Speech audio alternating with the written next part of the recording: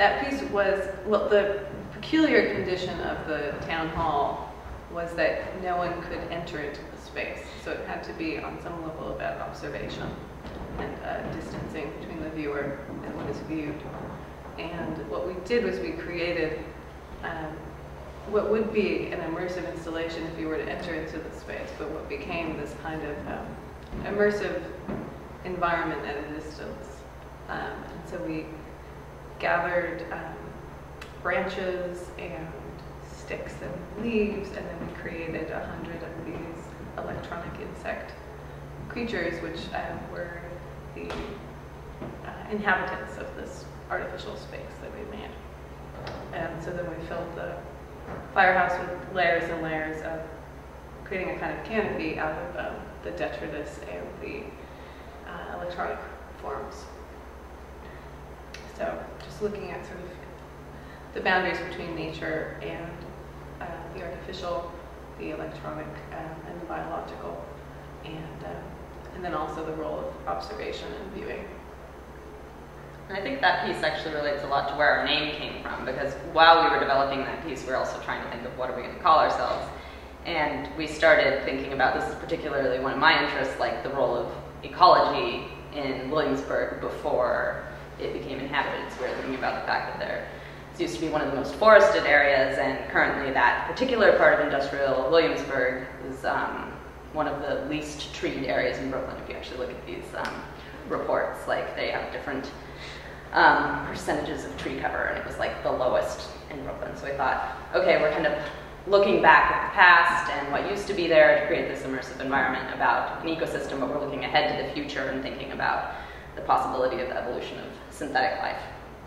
And then the name kind of came together out of that. And another part of it, I think, is creating systems that are on some level unpredictable, and that was part of the futurism of that project and maybe some of the other ones that we've worked on. Systems that we could set up and where we didn't actually know what it would do or what the results would be, and so kind of like pseudoscience that we were working on.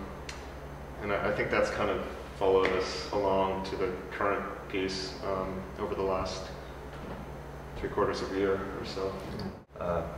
Future archaeology is obviously an invented discipline and is a little bit tongue-in-cheek, but I think we're conceiving of it as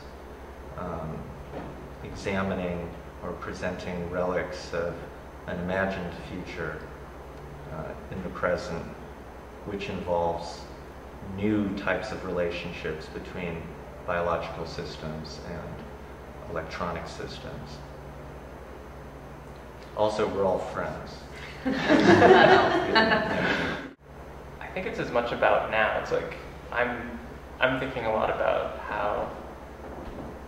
how we as a society look at ecology and how that what kind of value or lack of value we place on that. Just coming from a technology background, the ecological impact of my work isn't a consideration very often. And I wouldn't say that our projects are like eco-friendly. We're not doing like green art, but it's certainly a consideration that we're thinking about. For me anyway, it's as much about a reflection on the present and thinking about what will the future archaeology look at what society was like now.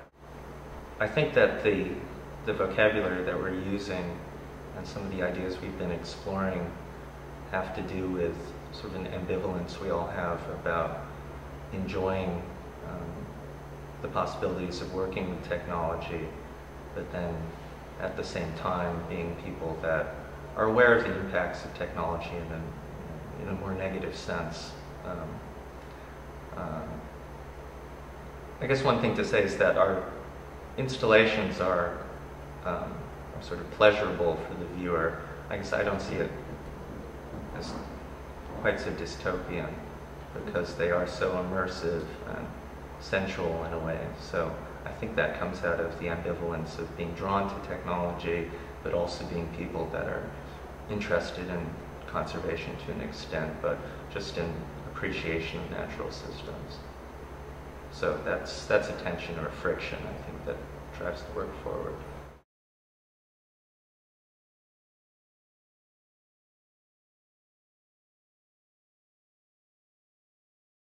Well, in this piece, I think more than any piece we've done in the past, the piece that we're doing here directly connects to that idea, because we're actually going to be bringing human beings into contact with the technology itself and into contact with each other. So we're highlighting this idea of connecting to another human being through a piece of equipment, through some kind of mediated force, and then also the ability to connect with the human being through your humanness, through your humanity, through your hand. We haven't so much addressed that in the past, so this is kind of a new direction for us in this space, which is exciting. Yeah, I think that the piece we're doing now, Ohm, is in a way a reversal of the model we've been working with previously, which was embedding intelligence or electronics within natural systems, whereas Ohm is really more about embedding something natural or a natural object or substance in an electronic system, in this case using graphite, which suggests the human hand, and then people themselves. We knew we wanted to use graphite, and we've been doing these experiments with inserting a piece of paper with a line drawn on it into a circuit and seeing as we, lighten or darken the line, the changes, erase, take it out. Tom was actually doing some fabulous experiments that were really fun to watch, but we started thinking about how is this going to be best utilized in the gallery space? What we started kind of experimenting with different structures we might want to use, and what it came down to was an interest in the fact that we're using graphite, which relates both to this fine art tradition and the idea of the human hand, but also it's actually something that comes out of the ground, and it's this really natural material. So we started looking into the actual structure of graphite and what makes graphite graphite. And it turns out it's this hexagonal structure that's common to all carbon, but the way that it's put together in graphite, it's these sheets that are layered on top of each other. So we found these interesting diagrams of the way these sheets are layered. It's really simple design, as you would imagine, these hexagonal forms connected to each other. But in graphite, because they're layered like that, it makes it really slippery and slidey. So we're going to try to create kind of diagram-like structure that'll cover the wall, that'll suggest that layering, and kind of both refer to the actual structure of the graphite, but also become part of the circuit. A lot of our work has been site-specific, so there were some specific concerns we were addressing in the gallery here. First, it being a gallery as such, so drawing was something that we were using to connect it to the tradition of gallery art and fine art. And then because it's centered around one night, that's where the context of a performance was introduced, which is also something that's new for us as a group.